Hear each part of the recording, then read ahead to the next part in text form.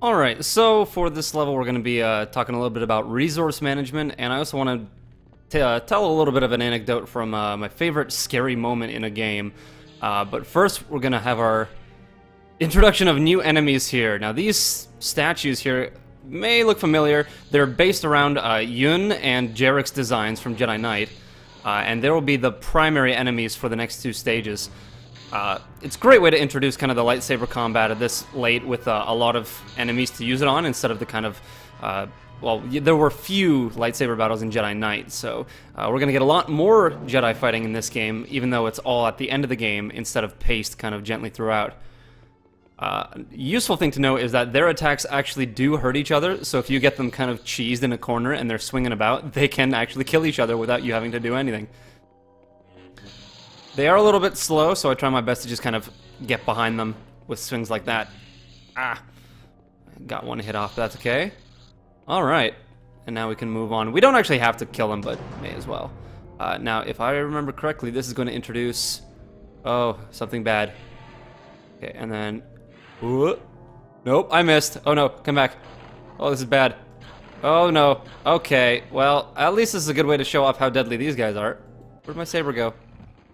Oh no. So those are Vornskers, I believe that's how you would pronounce it. And they are really, really deadly, and the biggest worries at this... Jesus.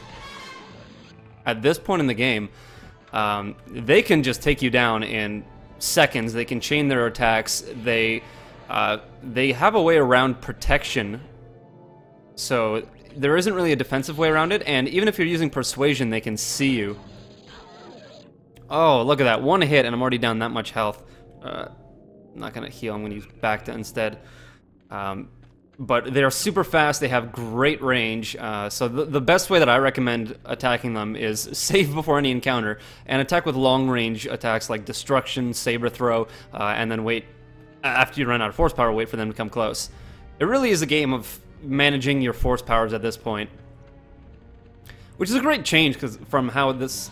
first half of the game really was, because there was never really a point where you were lacking in any kind of weapons or ammo or anything like that, even for some of your more powerful weapons. No, Kyle. So the last few levels really switch things around and put you on the defensive in more ways than one. Aha. This is a tight corridor. I don't really need to fight these guys, but it's a lot of fun. What can I say? It kind of brings me back to 1v1 Battleground Jedi when, you know, this was on the zone and all that stuff. There's a secret area over here, kind of hard to see. But what does this get me? A revive! Oh, I didn't need to use that Bacta after all. At this point, the hardest part of these levels is kind of worrying about what's around every corner, especially when you're fighting those Vornskers, because they can be rather damaging. You'll notice that I'm going to be using my my quick save rather frequently. So there is a water section here. I gotta make sure I don't get stuck on everything. This is actually not a secret, but it is very useful, especially because we need that force burst to be able to swim through this area. And there is... which way? No, that's nothing. Shoot. Where is... No, you don't see me. Oh. Gotta get some air, because if you don't get air, you're gonna take damage. I turned on Force Persuasion, so I didn't have to deal with that Dianoga here. Oh, but it can sense me when I'm attacking it, so maybe I should hold off. There is usually a wall here, but it's actually a secret area that you can only see with Foresight. So it's a good thing I did that. And now I'm gonna show you what is the hardest secret to get, and that is right up here. So I'm definitely gonna save here. I don't even recommend attempting this, but I'll show you how quickly it'll last. So there are 3 Vornskr here, and I'm gonna try my best to take these on physically. Oh my. You can see how just ridiculous this is. And I'm using Persuasion right now, and they can sniff me out, no problem. Oh geez. See, like it's not even an option at this point. You can try and lure them out one at a time, and then kind of, you know, do a very calculated battle. Oh, this is the best I've ever done against one of these, and still it was not even worth it. So here's the way I recommend you get the secret. You just run in and you get it. It's over here. Turn on foreseeing, grab it, and then get out before they can do any damage. They are not going to follow you into the water. So let's get out of there. And now here's the way out. We gotta use activate on this little wall pillar thing and then move on out. But I mentioned that I wanted to talk about one of my favorite scary moments in games. And the reason for that is that, while this stage is not quite as visually terrifying as the last stage with all of its lightning and dark corridors and monsters around every corner, it still is rather intimidating, mainly because of this oppressive nature. And even just kind of coming out of that water, hearing those lightsabers flare up on these statues sends a chill down my spine, even to this day. But one of my absolute favorite moments in any scary game is in Silent Hill 2, and the reason for it is a little bit different than you might expect. Oh, Jesus, and now these guys are gonna kill me too. Let's make me invisible. Invisible is so useful. Alright, where are you all? So, in the last area of Silent Hill 2, you get to this elevator, right? And you're exploring an area that is largely uninhabited by any enemies. It's kind of quiet. But you get to this elevator that has a weight limit. And so if you want to move forward in the game, you have to actually take out all of your items and put them on this shelf. So the shelf has space for you to deposit any ammo, any health, any weapons, anything that you're carrying until you have nothing left. I'm pretty sure you can't even bring your flashlight with you. So you are left with nothing that you've been accumulating throughout the game thus far. So once you get on this elevator, you go down to a bunch of seemingly empty rooms, and you're kind of wandering around. There's no danger until you get through a doorway, and there's the usual loading screen, and when it loads back up, you are standing directly in front of a monster. And this monster is the type that doesn't actually have any eyes, it reacts only to sound. So when it loads the screen, you have a monster directly in front of you, and it is not moving, and it will not move until you move first, but you know that you are powerless. And that is just such a brilliant kind of terrifying kind of moment in any horror game, when they've stripped you from any kind of defenses and then put you in front of a monster that is not even gonna do anything until you do. Because it's that moment where you sit there and you think very carefully about what your next move is that really represents good horror games, in my opinion. It's not the lulling you into a false sense of security and then going boo.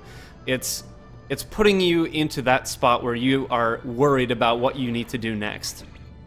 And that is really how I feel this game does well on its last few levels.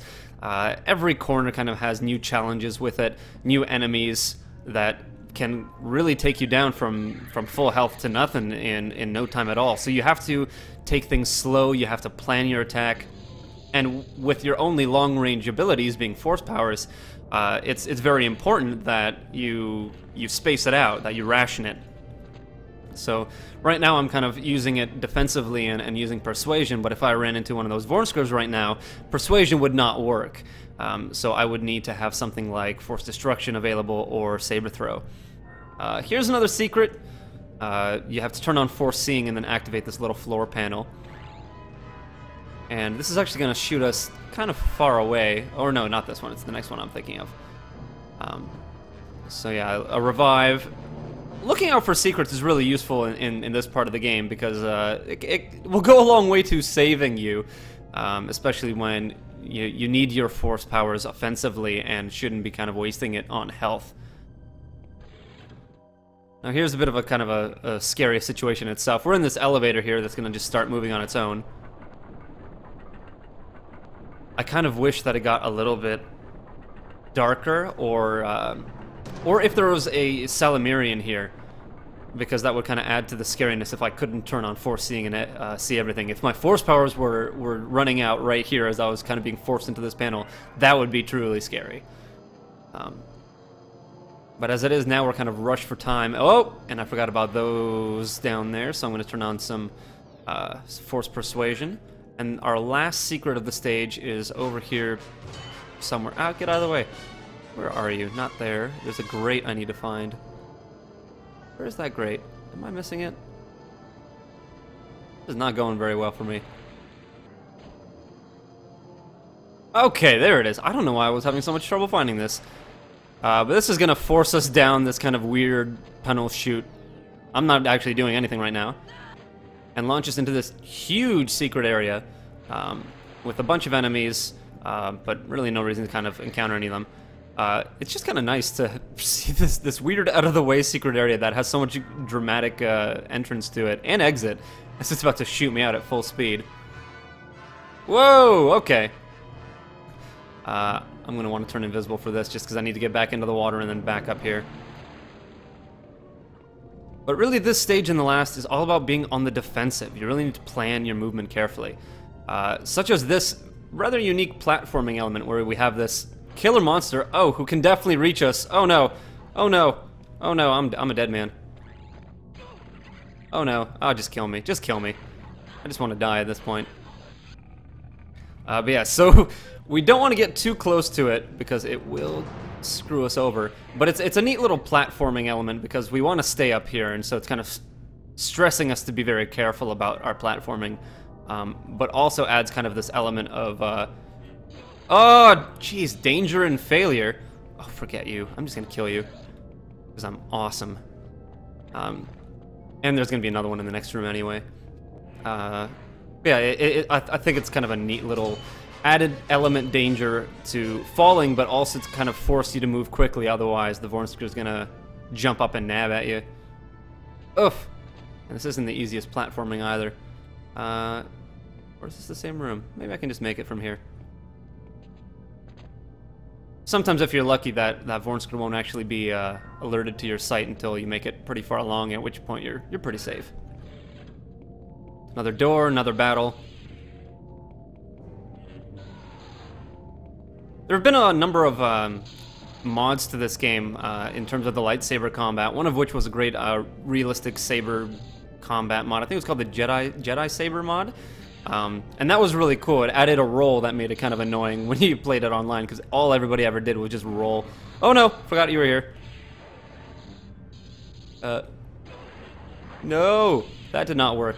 Oh god, no. Oh no. Okay, that wasn't as bad as I thought it was, but I'm going to be wasting some Bacta. But this is actually the end of the level. A lot shorter than the last one, for sure.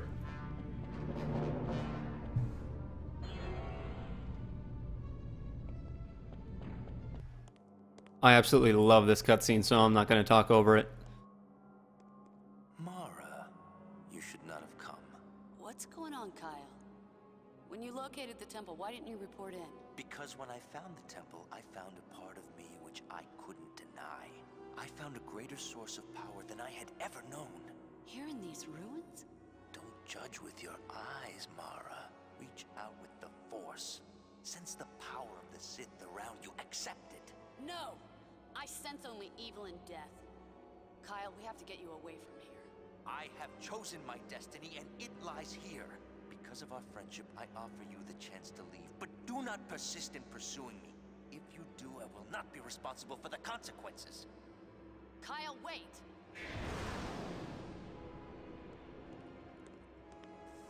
I don't like the look of this, but there's no other way. Oh, I love that musical cue. And it's just a great scene. The dialogue's cool, and I'm particularly a fan of Rino Romano's performance there. Something about his hard consonants in every sentence that he speaks. I don't know, there's a lot of character there. But we found all the secrets, so we got ourselves some stars. At this point, hopefully you have enough power in jump and seeing. I'm sure you've noticed how much I've been abusing it, so you can see how useful that is. And speed is particularly helpful, but not necessary.